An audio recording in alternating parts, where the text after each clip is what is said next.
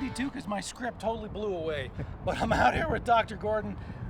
And Ehlers. Sir, it's nice to meet you. And Good to we're meet out you. here. And when I first showed up, you said we're both dressed to be out in the sun. Right. The hot suits, but at least you've got something going for you. You Exactly. got the hat and the glasses, because the UV light and the UV rays, it can do some damage to us. Exactly, and I think both you and I need to protect the top of our heads a little We bit. look good, Bald, don't we? Yes, we do. The important thing here is that the sun, while it's fun to be in it, can do some damage, and the damage includes premature aging of the skin and, more significantly, increasing your risk of skin cancer. Now, we had some news reports earlier of some of the ingredients of sunscreen actually being found in the bloodstream. And that raised a lot of questions as parents, because when I was a kid, we really didn't slather up the sunscreen, but nowadays it's all we do to get the kids ready to go out. And you brought some sunscreen that is more beneficial and more helpful to our kids and to our bodies.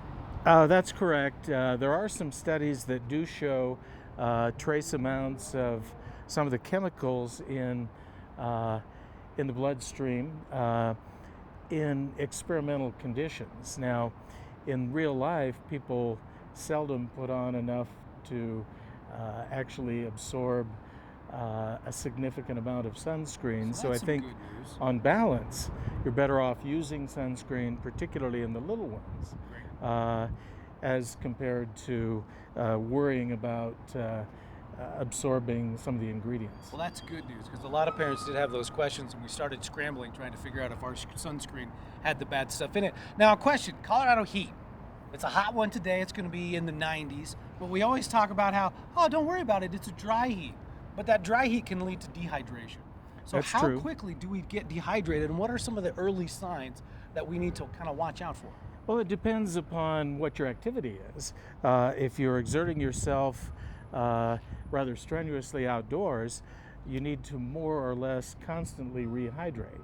If you're just sitting on the beach, it's a little bit different story. Now, we're also known for our breweries now. Now, microbrew does not count as what it takes to rehydrate us. Is that correct? That would be post-exercise. You would I see. use the fermented product. Now, give us an idea. These are beach shirts or swim shirts. Now, what are we looking at here, and how do these help? These are SPF, or specific protection factor rated clothing, in this case for a child, in this case for an adult. And there's a numerical value that's attached to it, that higher the number, the more protection. Well, I love it, especially for the kids, because then you don't really have to sunscreen their whole little bodies, and they're hard to keep wrangled from jumping in the pool as you're doing it. So we appreciate the advice. And can I also wear the hat? We've been out here a long time. Pick out a good one for me. You want this give one? Me that. Yeah, give me that big goofy one on the end there. Guys, I'm going to send it back into you with this beautiful hat on. That sort of kind of fits. What do you think? I think you've Pretty never stylish, looked better. In I fact, think Ken, so. we'd like you to wear it for the next half hour of the show. Who's in? Who wants Ken?